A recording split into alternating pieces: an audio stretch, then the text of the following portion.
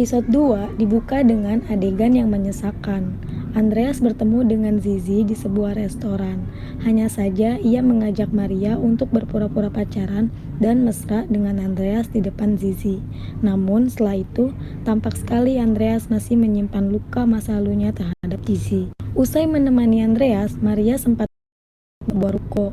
Ia sangat bermimpi bisa menyewa ruko tersebut untuk bisnis toko kuenya.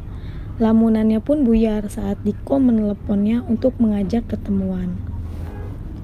Ternyata Diko menembak Maria, bahkan ia mengajak Maria untuk kawin lari jika keluarganya tak setuju dengan hubungan mereka. Tapi dengan mantap Maria menolak perasaan Diko. Alasan Maria, mereka beda kasta sosial dan tak mungkin bersatu. Diko anak orang kaya, sedangkan Maria hanyalah anak yatim piatu yang hidup serba pas-pasan. Seperti yang kita tahu di episode pertama, kalau Dede Andreas tidak bisa turn on karena kejadian 2 tahun yang lalu. Dia hanya bangun di pagi hari, tapi ketika ketemu cewek, dedenya loyo. Ketika di kantor, Flora menggoda Andreas, yang pada akhirnya Flora tahu kalau ternyata Andreas benar-benar tidak bisa turn on alias impoten. Karena waktu Flora berhasil merayu Andreas untuk bersetubuh, ternyata milik Andreas tak bereaksi sama sekali. Lalu gosip itu menyebar dari mulut ke mulut di lingkungan kantor, bahkan ke telinga Maria.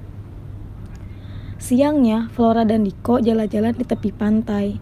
Flora menceritakan kepada Diko kenapa Andreas sampai sekarang masih jomblo, karena Andreas tidak bisa turn on. Dan ternyata Flora dan Diko ini sebenarnya saling dijodohkan oleh orang tua mereka. Namun keduanya tidak saling mencintai yang akhirnya mencari pasangan masing-masing.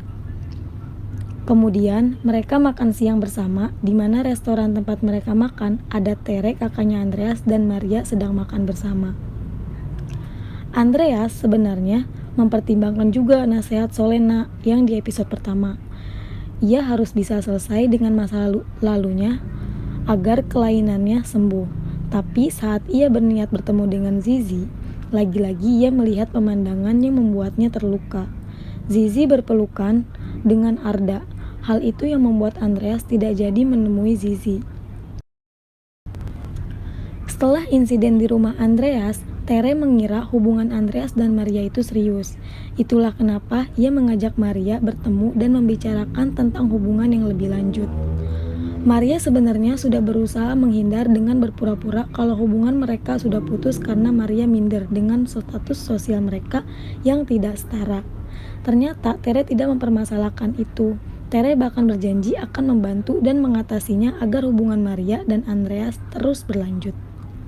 Benar aja, di rumah sang ayah, Tere mengadukan perkara itu pada ayahnya, dan keluarga sepakat untuk menikahkan Andreas dengan Maria.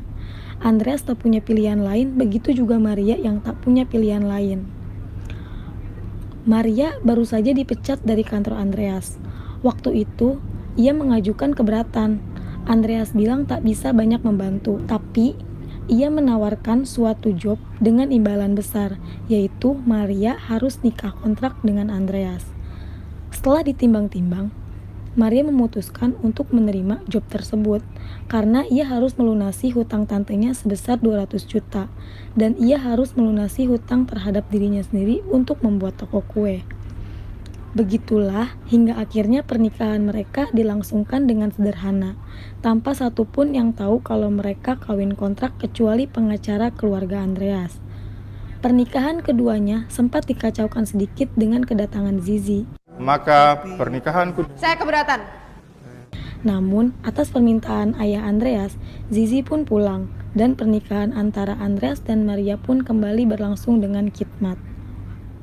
Malam harinya, Zizi curhat dengan Arda tentang pernikahan antara Andreas dengan Maria yang dikacaukan olehnya. Namun berakhir seperti ini.